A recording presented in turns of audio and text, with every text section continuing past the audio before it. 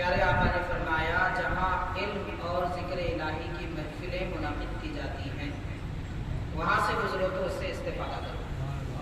تو گویا کہ آج ہم اسی حدیث پاک پر عمل آوری کے لیے بیٹھے ہوئے۔ حاضرین، ماہ رجب المرجب اسلامی سال کا برکتوں والا مہینہ ہے۔ اس مہینے کی فضیلت نبی پاک صلی اللہ علیہ وسلم نے باضابطہ ارشاد فرمائی کہ رجب اللہ کا مہینہ ہے۔ تو گویا کہ ہم اللہ کے مہینے میں قدرت الہی کے فیض کی سانس لے رہے ہیں۔ رجب کی فضیلت جاننے کے لیے اتنا کافی ہے۔ اس کے علاوہ حاضرین کئی اللہ کے محبوب بندوں کا وصال اور ولادت اس مبارک مہینے میں ہوا ہے۔ انہیں میں سے میں مختصر طور پر تذکرہ کرنا چاہوں گا حضرت سلطان ہند خواجہ خواجگاہ خواجہ حیدر بلی سید معین الدین چشتی اجمیری علیہ رحمۃ و رضوان کا۔ معزز حاضرین، ملک ہندوستان میں اسلام 3 طریقوں سے آیا ہے۔ ان 3 طریقوں میں سے سب سے پہلا جو طریقہ اسلام کے آنے کا ہے وہ صحابہ کرام رضوان اللہ عنہم اجمعین کی آمد ہے کہ حضور نبی کریم صلی اللہ علیہ وسلم کے زمانے میں ہی صحابہ کرام ہندوستان تشریف لا چکے تھے، بلکہ تاریخ میں یہ بات باضابطہ ہمیں تحریر شدہ ملتی ہے۔ ملک دفن پر لکھی گئی ایک بڑی عربی تاریخ ہے، آکام المرجان فی آثار ہندوستان۔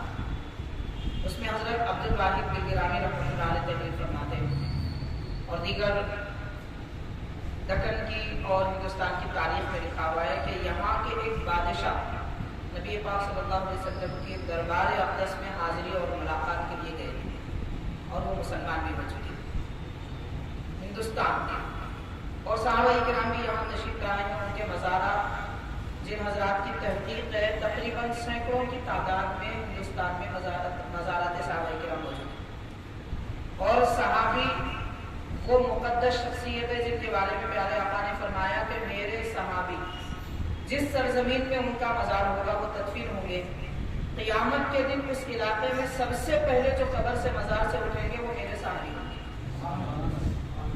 تو معلوم یہ ہوا کہ ہمارے ہندوستان میں بھی ایسی شخصیتیں ہیں کہ جو میدان محشر میں قیامت کے دن جب انہیں پیش کیا جائے گا تو سب سے پہلے انہیں کے مزار کھلیں گے۔ حاضرین کرام، یہ ایک راستہ ہے، طریقہ ہے ہندوستان میں اسلام آنے کا، اور دوسرا طریقہ ہے بادشاہانہ اسلام کا۔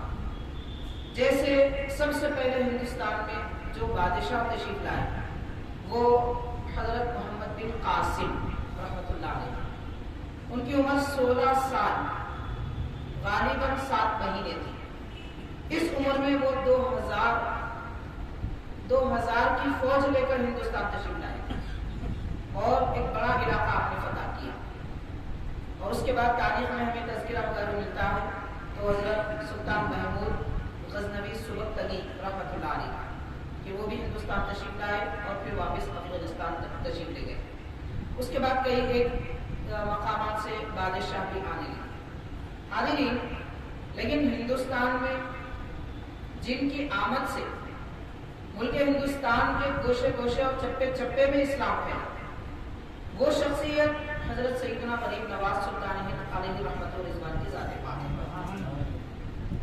حضرت سیدنا خواجہ غریب نواز علیہ رحمۃ و رضوان، آپ کے خلفاء کی تعداد آپ کی سیرت پاک میں اگر دیکھی جائے تو صرف خلفاء کی تعداد تقریباً 150 ملتی ہے۔ یہ تو وہ نام ہیں جن کا نام تاریخ میں موجود ہے اور ان کے مزارات کی نشاندہی بھی۔ اب نہیں معلوم کتنے اور حضرات تھے جن کے خلفاء اس کیفیت میں اس تعداد میں ہوں تو پھر ان کے مریدین کا حل کیا ہوگا۔ اور حاضرین کرام، حضرت سیدنا سلطان ہند سیدنا خواجہ غریب نواز علیہ رحمۃ رضوان وہ اولیاء کرام میں سے ہیں کہ جن کو نبی پاک صلی اللہ علیہ وسلم نے باضابطہ حکم فرما کر ملک دکن روانہ فرمایا، ہندوستان روانہ فرمایا۔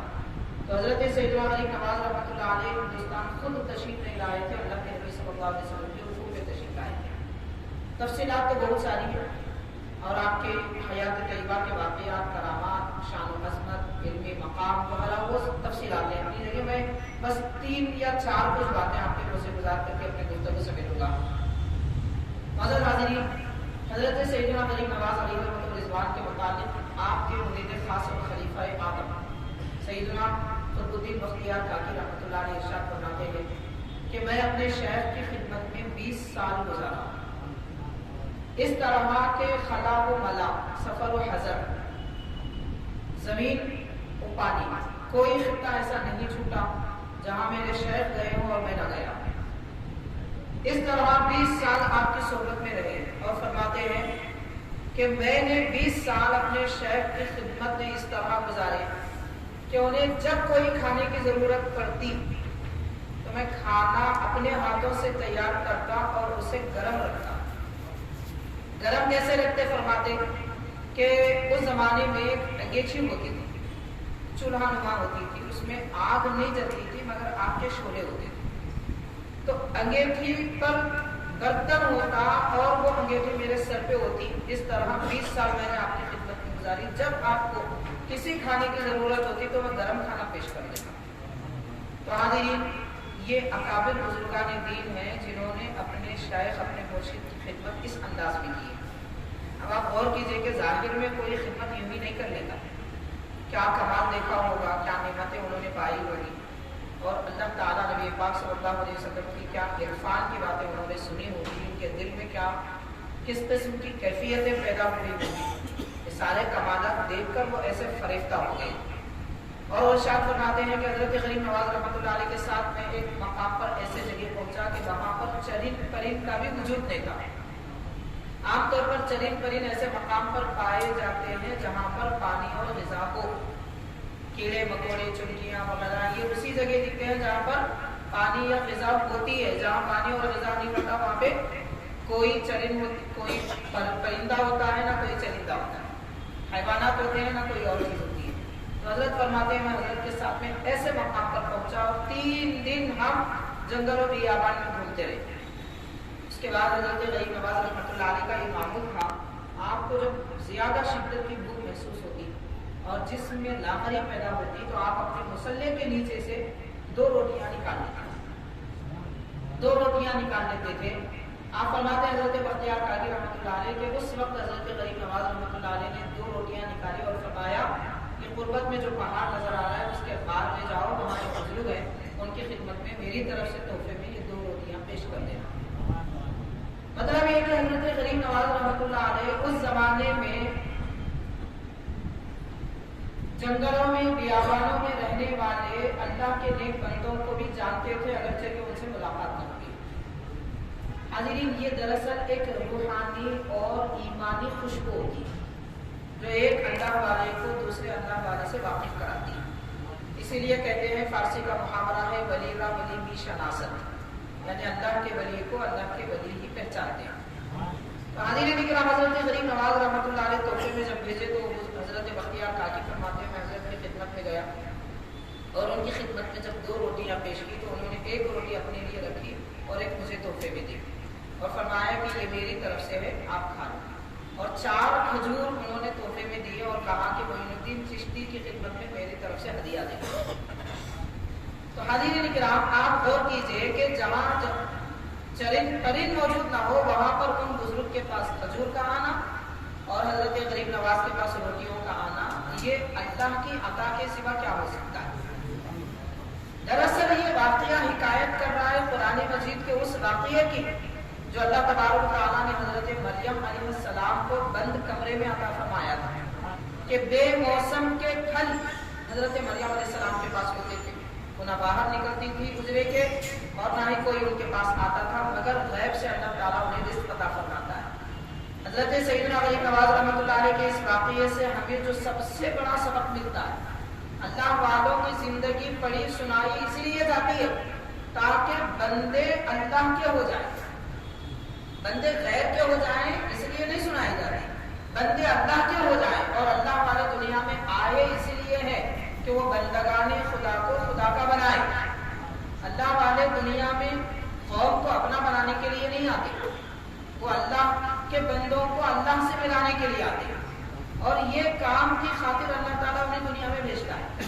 ہر کسی کے اندر یہ سکت، یہ طاقت نہیں ہوتی تو غور کیجئے کہ جہاں چرند پرند نہ ہو ایسے مقامات پر بھی اللہ تبارک و تعالیٰ بندوں کو روزی عطا فرماتا ہے، انہیں بھوکا نہیں رکھتا۔ اگر ان کی ضرورت ہے تو پھر غور کیجئے کیا اس وقت مسلمان، ویسے مسلمان کوئی فاقہ کشی کی زندگی میں مبتلا نہیں ہے، نہ کوئی تنگ دستی کی شکایت ہمارے پاس موجود ہے۔ حقیقت میں اگر دیکھا جائے تو ماشاءاللہ سارے لوگ کھاتے پیتے ہیں، بھیک مانگنے کی کوئی نوبت نہیں ہے۔ ایسا دن ہمارے پاس کبھی نہیں آیا کہ ہمارے گھر میں چولہا نہ جلا ہو تنگ دستی کی وجہ سے۔ بچپن سے اب تک کی عمر گزارے ہیں، بڑی بڑی عمر رکھنے والے لوگ بھی ہیں۔ اگر آیا ہے ماشاءاللہ کسی کے پاس تو اللہ کے دربار میں سجدہ شکر ادا کیجیے۔ یہ سجدہ شکر ادا کرنے کی حالت ہے، لیکن اللہ تبارک و تعالیٰ نے نعمتوں میں رکھا، نعمتیں کھاتے ہیں، نعمتیں پہنتے ہیں، نعمتوں میں رہتے ہیں، آسائشوں میں رہتے ہیں، اتنا سب کچھ ہم رکھتے ہیں، میری شکایتیں کسی مسلمان کو زیب نہیں دیتی۔ تو حضرت غریب نواز رضی اللہ تعالیٰ عنہ کی یہ کرامت ہے کہ جب ضرورت محسوس ہوتی تو آپ مصلے سے روٹی نکال لیتے، لیکن آپ اس کرامت سے اپنے چاہنے والوں کو سبق بھی دیتے ہیں۔ اللہ تعالیٰ جس کو کھلانا چاہے اسے کوئی بھوکا نہیں رکھ سکتا۔ یہ توکل ہے، اس کا نام توکل ہے۔ توکل یعنی اللہ کی ذات پہ بھروسہ کرنا، اللہ کے سوا کسی پر بھروسہ کرنے کی گنجائش ہی نہیں۔ یقین ایسا امت مسلمہ کا خالق کائنات پر ہونا چاہیے۔ حاضرین کرام، حضرت سلطان غریب نواز رحمۃ اللہ علیہ کے مطابق سیدی بندہ نواز یسوع دراز علیہ رحمۃ و رضوان نے 2 واقعے بیان فرمائے۔ وہ 2 واقعے مختصر طور پر بیان کروں گا، آپ کے ملفوظات میں لکھا جاتا ہے۔ حضرت سیدنا خواجہ بختیار کاکی رحمۃ اللہ علیہ کے پاس ایک مرتبہ حضرت غریب نواز رحمۃ اللہ علیہ اجمیر شریف سے دہلی اچانک بلا علم و اطلاع تشریف لائے، اور جیسے حضرت کے پاس آئے آپ استقبال کے لیے کھڑے ہو گئے اور اپنی مسند پر بٹھایا۔ شیخ محترم ہے، پیر و مرشد ہے، عرض کرنے لگے کہ حضرت آپ کیوں تشریف لائے، آپ حکم فرماتے تو میں آپ کی خدمت میں حاضر ہو جاتا۔ تو حضرت غریب نواز رحمۃ اللہ علیہ فرماتے ہیں کہ میں آپ سے ملاقات بھی کرنا چاہتا تھا، اس کے علاوہ ایک کام کی غرض سے میں یہاں پر آیا۔ فرماتے ہیں وہ کام یہ ہے کہ پہلے آپ مسئلہ سمجھ لیجیے۔ مسئلہ کیا ہے، اس وقت کی میں بات نہیں کر رہا ہوں، قانون اسلام کا ایک قاعدہ ہے، ایک مسئلہ ہے۔ وہ یہ ہے کہ جس زمین کا کوئی مالک نہ ہو، جس زمین کا کوئی مالک نہ ہو اور وہ زمین حکومت کے ماتحت بھی نہ ہو، بلدیہ کے تحت نہ آتی ہو، حکومت کے تحت نہ آتی ہو، ایسی زمینیں جیسے بیابانوں میں ہوتی ہیں، جنگلوں میں ہوتی ہیں۔ دین اسلام کا قانون یہ ہے کہ اگر کسی زمین کو کوئی آباد کرے، وہی آدمی اس کا مالک ہے، وہی آدمی اس کا مالک ہے۔ اس قانون کے تحت میں حضرت غریب نواز جب اجمیر تشریف لائے تو وہاں ایک کھیتی کو آپ نے آباد کی، باضابطہ آپ ہل جوتتے تھے، بیج بوتے تھے، اور آپ کی کھیت میں درخت اگاتے تھے، فصل اگاتے تھے، اپنے ہاتھوں سے فصل کاٹتے تھے اور شہر میں بیچا کرتے تھے۔ یہ کام ہے حضرت سیدنا غریب نواز رحمۃ اللہ علیہ۔ تو آپ فرماتے ہیں کہ میں نے ایک مقطع تیار کیا، یعنی ایک کھیتی کو آباد کیا ہے۔ میرے بچوں نے مجھ سے خواہش کی کہ ابا حضور آپ دہلی تشریف لے جائے، بادشاہ سے ہمارے نام یہ مقطع لکھوا کر لائے، کیونکہ قانون اسلام میں جو بنجر زمین کو آباد کرتا ہے، جس کا کوئی مالک نہ ہو وہ اسی کا مالک ہو جاتا ہے، حکومت سے بھی مسلمہ ہو جائے۔ بس اس لیے میں آیا ہوں، بختیار کاکی سید قطب الدین مجھے یہ بتاؤ کہ اس کام کے لیے میں کس کے پاس جاؤں۔ غور کیجئے، دنیاوی کام کرنے کے لیے رابطہ کس سے کرنا ہے، کہاں ملنا ہے، کس جگہ یہ کام حل ہوتا ہے۔ صوفی ایسے ہوتے ہیں کہ ان کو دنیا کا پتہ ہی نہیں ہوتا۔ سیدنا غریب نواز رضی اللہ تعالیٰ عنہ کی زندگی سے ایک گوشہ نصیحت کا ہمیں یہ بھی ملتا ہے، ان کو دنیا داری کا پتہ ہی نہیں ہوتا۔ چونکہ حضرت بختیار کاکی رحمۃ اللہ علیہ شہر میں رہتے تھے، آپ کو معلوم تھا کہ بادشاہ وقت آپ کا گرویدہ حضرت شمس الدین التمش جو تہجد گزار بادشاہ گزرے، تو گرویدہ ہے، اس وجہ سے آپ نے فرمایا کہ آپ اگر حکم فرماتے تو میں یہ کام کر لیتا، آپ اتنی زحمت کیوں کر لیے؟ تو فرماتے ہیں ٹھیک ہے آپ ہمارا کام کر دیں۔ حضرت بختیار کاکی رحمۃ اللہ علیہ شمس الدین التمش بادشاہ کے دربار میں گئے، लोगों ने बताया, दरबारों ने, कि हजरत तशरीफ आए तो बादशाह परेशानी के आलम में अपना तख्त छोड़कर नीचे उतर आया और एक बड़ा दालान था जहाँ पर बड़ी कालीन उम्दा बिछी हुई थी, वहाँ पर हजरत बख्तियार काजी रहमतुल्लाह अलैह को बिठाया और खुद नीचे बैठ गया।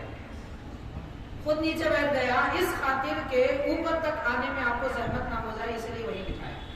उसके बाद अर्ज करने लगा कि हजरत, मैं इतनी मरतबा आपके दरबार में आया, आपने दरवाजा बंद कर दिया और आप मेरे पास तशरीफ लाए हैं, आखिर में क्या खिदमत अंजाम दूंगा, मैं क्या खिदमत कर सकता हूँ। तो हजरत ने वो बात सुनाई कि मेरे शेख हजरत गरीब नवाज रहमतुल्लाह अलैह तशरीफ लाए, उन्होंने एक ज़मीन आबाद की है और खेती को आबाद किया है, उस उनके नाम पे, उनके शहजादों के नाम पे वो मख्ता लिख दिया जाए।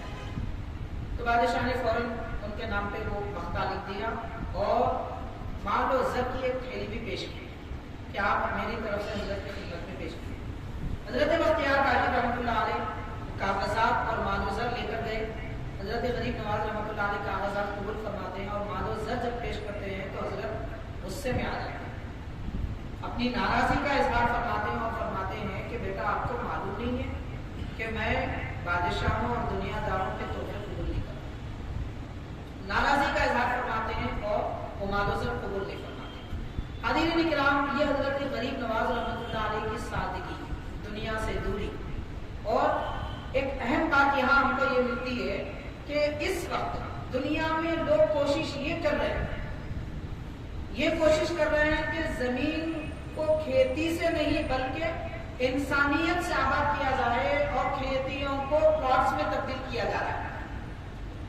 हजरत गरीब नवाज रहमतुल्लाह अलैह के इस वाक़ये से हमको सबक मिलता है कि जितना हो सके खेती को खेती बाकी रखो, जहां तक हो सके खेती को खेती बाकी रखो, इसलिए कि खेतियों से इंसानियत की जिंदगी है, चरिंद परिंद की भी जिंदगी है, सारे जमीन पर बसने वाले मखलूक़ात की जिंदगी है। अगर उसे खत्म कर दिया जाए तो फिर लोग खाएंगे कहाँ से, पिएंगे कहाँ से।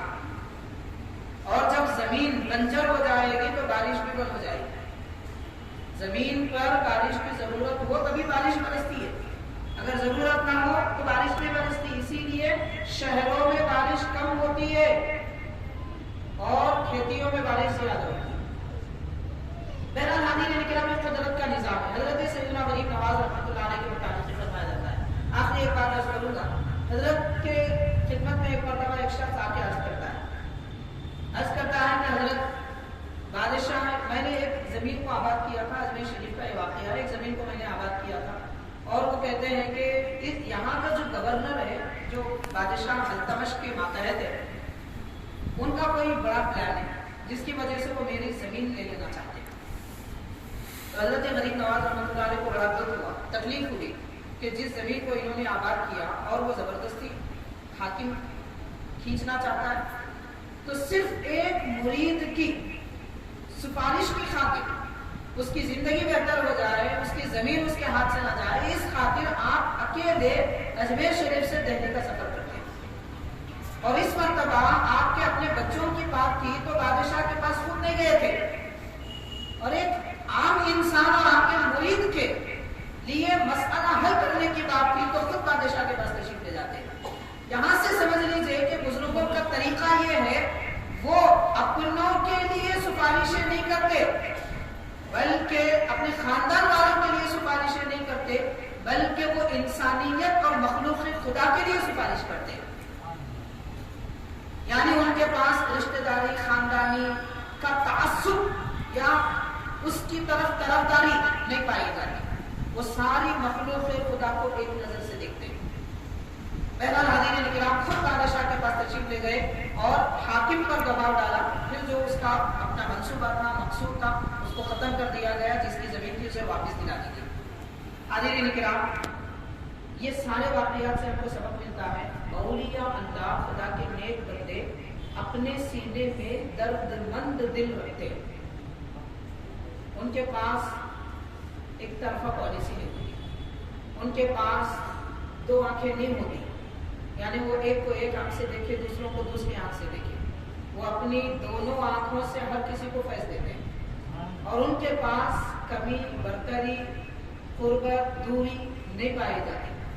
जैसे कि आसमान से बारिश बरसती है तो सारी जमीन को गीला कर देती है, اور اللہ کی رحمت اللہ والوں کے ذریعے جب برستی ہے تو گناہگار بھی اس میں شامل ہوتا ہے، امیر بھی شامل ہوتا ہے، غریب بھی شامل ہوتا ہے، قریب والا بھی شامل ہوتا ہے، دور والا بھی شامل ہوتا ہے۔ یہ اولیاء کرام کی تعلیمات ہیں جو بزرگان دین کے آستانوں سے، ان کے خانقاہوں سے، ان کی تصانیف سے، ان کی کتابوں سے ہمیں دی جا رہی ہے۔ بہرحال ہمارے لیے بڑی سعادت مند خوش بختی کی بات ہے کہ اللہ تبارک و تعالیٰ نے ہمیں ایمان بھی عطا فرمایا تو حضرت غریب نواز علیہ رضوان کے واسطے سے اور آپ کے ذریعے سے عطا فرمایا۔ ظاہر ہے کہ جتنے بڑے بزرگوں سے ایمان ملے گا، ایمان میں اتنی قوت ہوگی، اتنی نورانیت۔ اس نورانیت اور قوت کو اگر باقی رکھنا ہے تو لازم ہے کہ اللہ کے بندوں سے، محبوبان خدا سے اپنا تعلق مضبوط کر لیں، دنیا اور دنیا داروں سے تعلق دور رکھے اور اللہ والوں سے تعلق جوڑ لیں، پھر ایمان مستحکم ہوگا۔